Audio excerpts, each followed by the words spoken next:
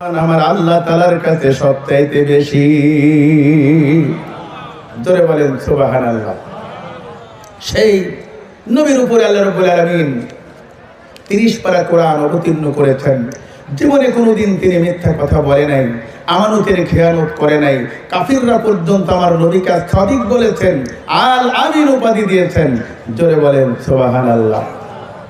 নির্ভেজাল একটা গ্রন্থ আল কোরআন আল্লাহ তাআলা অবতীর্ণ করেছেন 23 বছর ধরে। এই কোরআনের মধ্যে আল্লাহ রাব্বুল আলামিন মানুষের জীবনের সকল কর্মকাণ্ড কিভাবে করতে হবে, কিভাবে চলতে হবে, কিভাবে ইবাদত করতে হবে, কিভাবে নামাজ, কিভাবে রোজা, হজ, যাকাত, দান, খয়রাত আল্লাহ রাব্বুল আলামিন কোরআনের মধ্যে সিগন্যাল দিয়েছেন। আর নবী আমার প্র্যাকটিক্যাল তা আমল করে উম্মতকে দেখিয়ে দিয়েছেন। জোরে বলেন সুবহানাল্লাহ। কোনো কিছুর ঘাটতি অভাব রাখেন। ভাইরা আমার, বন্ধুগণ, এই কোরআনের এমন মর্যাদা, কোরআনের সাথে যাদের সম্পর্ক, এই কোরআন যারা বুকে ধারণ করবে, এই কোরআনের বিধিবিধান যারা মানবে, এই কোরআনকে ফলো করে যারা জীবনযাপন করবে, পরিবার পরিচালনা করবে, রাষ্ট্রীয় পরিচালনা করবে, কিয়ামতের মুসিবতের দিনে মানুষ যখন নাপতি করবে, এই মানুষগুলোর কোনো ভয় থাকবে না। এই কোরআন, ওই কোরআন মানলেওয়ালা বান্দা বান্দিকে জান্নাত পর্যন্ত পৌঁছে দিবেন আল কোরআন। আল্লাহর কাছে সুপারিশ করে বলবে, আল্লাহ দুনিয়ার জীবনে আমাকে ফলো করেছে, জীবন পরিচালনা করেছে, সংসার পরিচালনা করেছে, ব্যবসা পরিচালনা করেছে, দুনিয়ার জীবনে যতদিন ছিল তেলাওয়াত করে বুঝে বুঝে পালন করেছে। আমি কোরআন তোমার এই বান্দার জন্য সুপারিশ করলাম, জান্নাতে না পৌঁছানো পর্যন্ত আমি কোরআন ছাড়বো না। সুবহানাল্লাহ বলেন।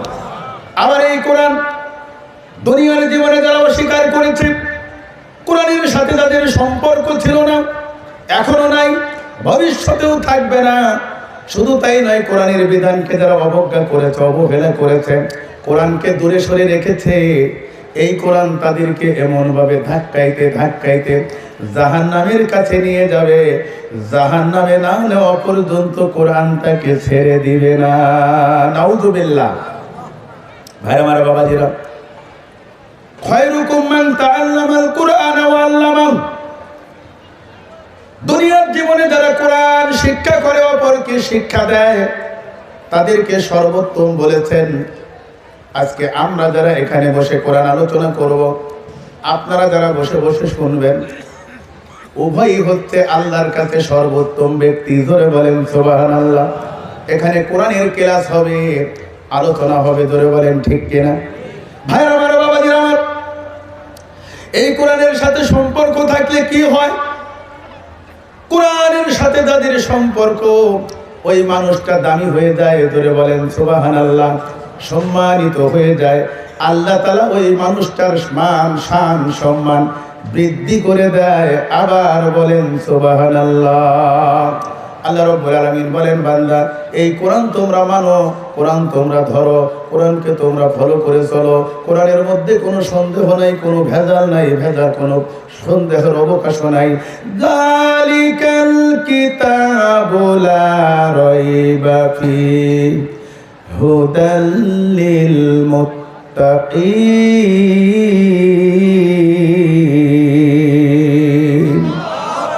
এমন একটি কিতাব, কোনো ভেজাল নাই, কোনো সন্দেহ নাই, সন্দেহের অবকাশ নাই, নির্ভেজাল একটা কোরআন। দলিল দিচ্ছেন কে? শুধু নির্ভেজাল কোরআন নাই, দুনিয়ার জীবনে কোনো ব্যক্তি যদি ভেজাল সংমিশ্রণ করে ধরা খেয়ে যাবে, যাতে ভেজাল করতে না পারে, ধ্বংস করতে না পারে। আল্লাহ রাব্বুল আলামিন এই কোরআনকে বলেছেন, কোরআনের মধ্যে আল্লাহ দলিল দিয়েছেন, ইন্না নাহনু নাযালনা যিকরা ওয়া ইন্না লাহু লাহাফিজুন। আল্লাহ বলেন, এই কোরআন নিশ্চয় অবতীর্ণ করেছি আমি, আর এই কোরআনের সংরক্ষণ দায়িত্ব আমি রেখে দিয়েছি। জোরে জোরে বলেন সুবহানাল্লাহ। কোরআন সংরক্ষিত রয়েছে লৌহে মাহফুজে। জোরে বলেন কোথায়? কথা বলেন। লাউহে মাহফুজে আল্লাহ তাআলা সংরক্ষণ করে রেখে দিয়েছেন। মানুষের রিজিক লাউহে মাহফুজে সংরক্ষিত। দুনিয়ার জীবনে যারা কোরআন মানবে, কোরআন সিনায় ধারণ করবে, কোরআন মাফিক জীবন যাপন করবে, এই মানুষগুলোর রিজিকের কোনো দুনিয়াতে অভাব হবে না। সুবহানাল্লাহ বলেন, সুবহানাল্লাহ বলেন। কোরআন ফলো করা ব্যক্তি, কোরআন মানলেওয়ালা ব্যক্তি, কোরআন দ্বারা জীবন পরিচালনাকারী ব্যক্তি, কোরআন তেলাওয়াতকারী ব্যক্তি, কোরআন বুঝে পড়নেওয়ালা ব্যক্তি, আমলকারী ব্যক্তি, রিজিকের কোনো অভাব আল্লাহ তাআলা দুনিয়ায় রাখবে না। সুবহানাল্লাহ। যদি বলেন আমাদেরকে দেখায় দেন দুনিয়ার জীবনে, একটু ফলো করুন, তাকান। যারা এই কোরআনের কারি হয়েছে, যারা এই কোরআনের আলেম হয়েছে, যারা এই কোরআনের হাফেজ হয়েছে, দুনিয়ার জীবনে দেখেন তারা কোনোদিন বেকার থাকে না। মানুষ মৃত আবুল বাসার বাড়ি, আচ্ছা মনে হয় একটা হাদিসে দোয়া আছে, আচ্ছা অসুস্থ দোয়া করো। এমএ পাস করে মানুষ বেকার আছে, চাকরি হয় না, কাজও করতে পারে না, রিক্সাও চালাতে পারে না, চাকরিও না, বেকারত্ব জীবন যাপন করে। কিন্তু এই কোরআন যারা শিখেছে, কোরআন যারা পড়েছে, কোরআন যারা বুঝেছে, কোরআন যারা চলছে, এই মানুষগুলো কোনোদিন বেকার নাই। আল্লাহ রাব্বুল আলামিন তাদের রিজিকেও বৃদ্ধি করে দিয়েছে। জোরে বলেন সুবহানাল্লাহ। ভাই আমার, লাউহে মাহফুজ এমন একটা জায়গা, সুরক্ষিত জায়গা, জমিন থেকে আসমান কোটি কোটি মাইল দূরে।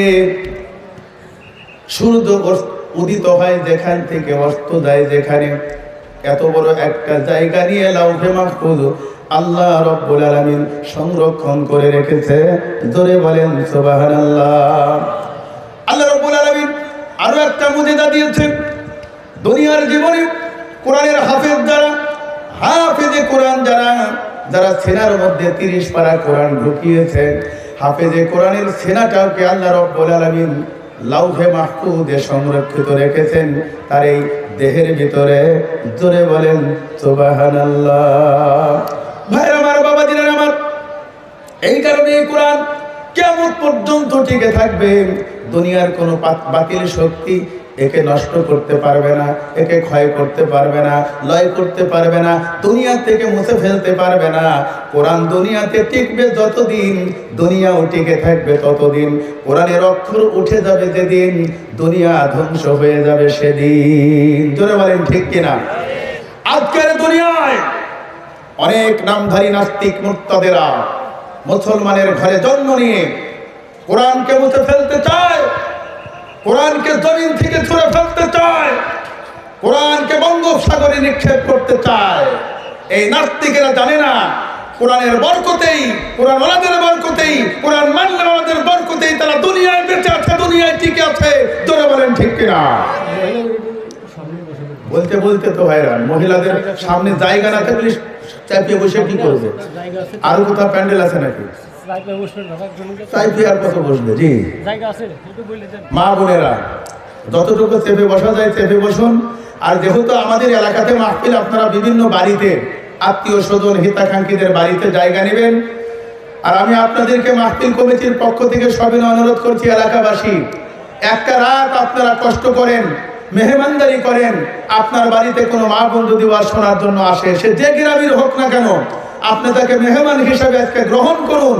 খাবার দিতে হবে না, বসার একটু পরিবেশ করে দেন, একটু কষ্ট করুন। আল্লাহ তাআলা এর প্রতিদানে জান্নাতের উত্তম মাকামের মেহমান বানিয়ে দিবেন। জোরে বলেন আমিন।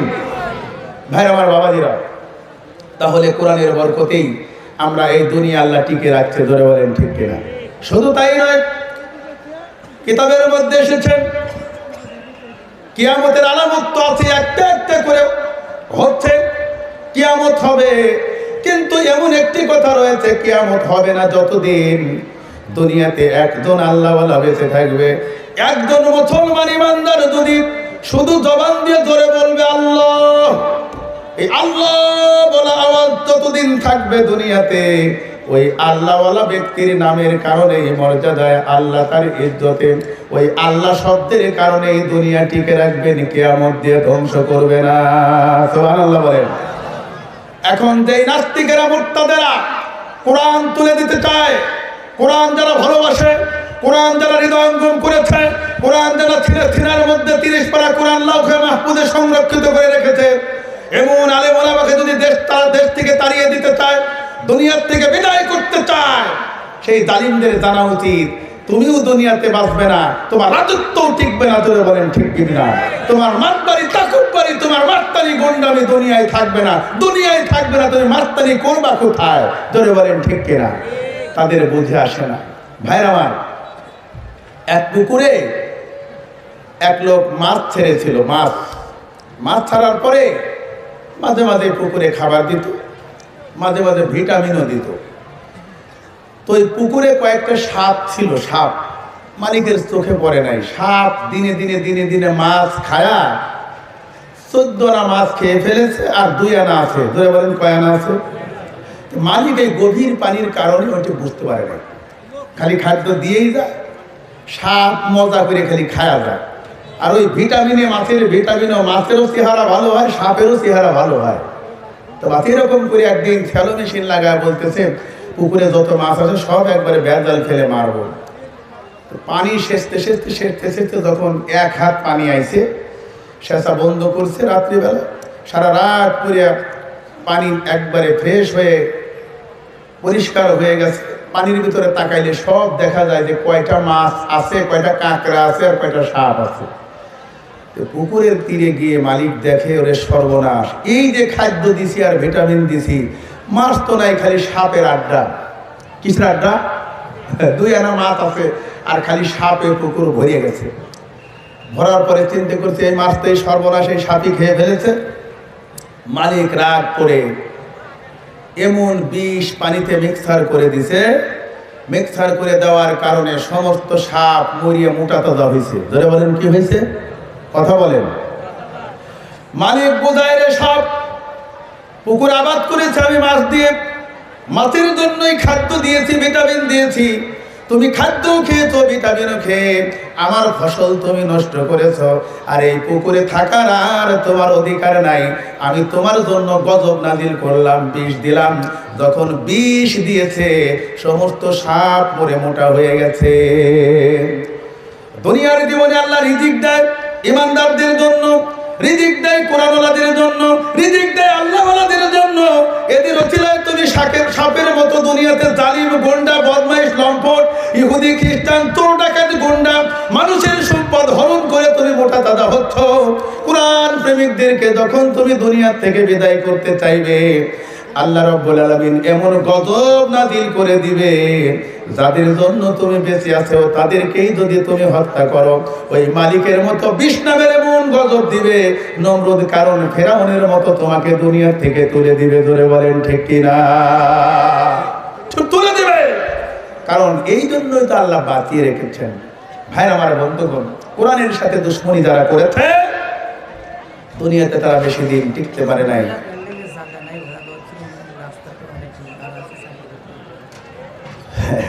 খালি মহিলা প্যান্ডেল। মা বোনেরা, আপনারা আবার আমার উপর রাগ করেন না। তাহলে 10 বার খালি বলতেছে চাপে বসেন, চাপে বসেন। যতটুকু বসা যায় আম্মা জানেরা বসেন। মা, রাস্তাও ব্লক হয়ে গেছে, বাড়িতে বাড়িতে বসার সুযোগ করে দেন। আলহামদুলিল্লাহ বলেন। মা বোনদেরকে ধন্যবাদ। মাহফিলে তারা প্যান্ডেল ফিল আপ করে রাস্তায় রাস্তায় দাঁড়িয়ে আছে। আর আজকের পুরুষেরা কোথায়?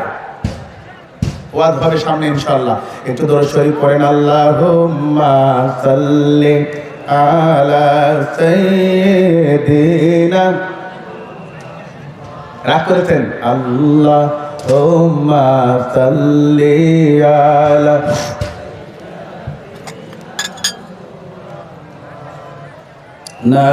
নাবিয়ানা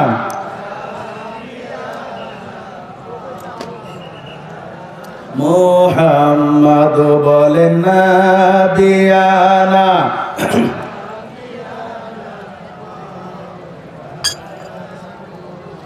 জগত পাগল কাবার প্রেমে, কাবা পাগল মাবুদের, মাবুদ পাগল নবীর প্রেমে, নবী পাগল উম্মতের।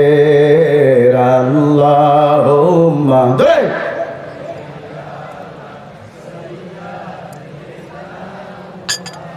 মাদাল্লাহুম্মা সাল্লি সাইয়্যিদিনা নাবিয়ানা শাফিয়ানা মাওলানা।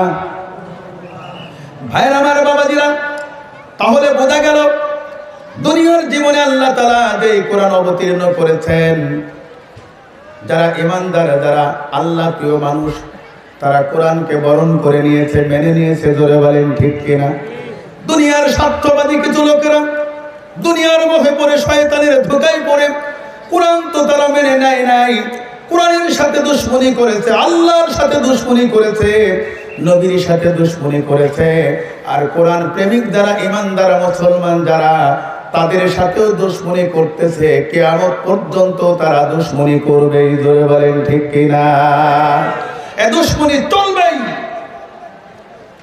নবীজি যখন আমার কালিমার দাওয়াত দেওয়া শুরু করলেন, আবু জেহেল বাহিনী, উতবা সাইবা, এরা লেগে গেল নবীজির পিছু।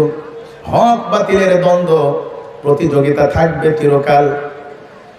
লেগে গেল, দাওয়াত বন্ধ করে দাও, আওয়াজ বন্ধ করে দাও। আর এই দাওয়াত যারা কবুল করে ঈমান আনে, তাদেরকে নির্যাতন করো, তাদেরকে কষ্ট দাও, ঘর বাড়ি ছেড়ে দাও, এলাকা ছেড়ে তাড়িয়ে দাও, বাপদাদার সম্পদ থেকে উচ্ছেদ করে দাও। এই এলাকাতে থাকার তাদের কোনো অধিকার নাই। এই রকম দাপট দেখিয়ে দেখিয়ে, ক্ষমতা দেখিয়ে দেখিয়ে, নির্যাতন করে করে এদেরকে নিজের জন্মভূমি থেকে, বসত ভিটা থেকে উচ্ছেদ করে দিয়েছে। তারা বিভিন্ন জায়গায় গিয়ে হিজরত করেছে, ঘর বাড়ি ছিঁড়েছে, ত্যাগ স্বীকার করেছে। আল্লাহ রাব্বুল আলামিনের বরত্ব, মহত্ব, সেই কোরআনের দাওয়াত তারা গ্রহণ করেছে। ঈমান অন্তরে ধারণ করে ঈমান সংরক্ষণ করতে গিয়ে ঘর বাড়ি পর্যন্ত ছেড়েছে, নিজের জীবনটা পর্যন্ত হকের উপরে দান করে দিয়েছে। বাতিলের কাছে তারা মাথা নত করে নাই। সুবহানাল্লাহ। ভাইরা আমার, বন্ধুগণ আমার, পরে দেন। এইভাবে হক বাতিলের দ্বন্দ্ব চলেছে যুগে যুগে, কালে কালে। মানুষ মনে করেছে বাতিল শক্তির ক্ষমতা বেশি, দাপট বেশি। হক পথে যারা থাকে, ঈমানদার মুসলমান, এরা হলো দুর্বল। এইরকম দেখা যায়। জোরে বলেন ঠিক কিনা? কারণ ঈমানদারেরা তো ধৈর্য ধারণ করে, যার কারণে দুর্বল মনে করে। আর দাপটদারী যারা, ইসলামের দুশমন যারা, মরণের কোনো ভয় এদের নাই, জবাবদিহির ভয় পদের নাই, জাহান্নামের ভয় অন্তরে নাই।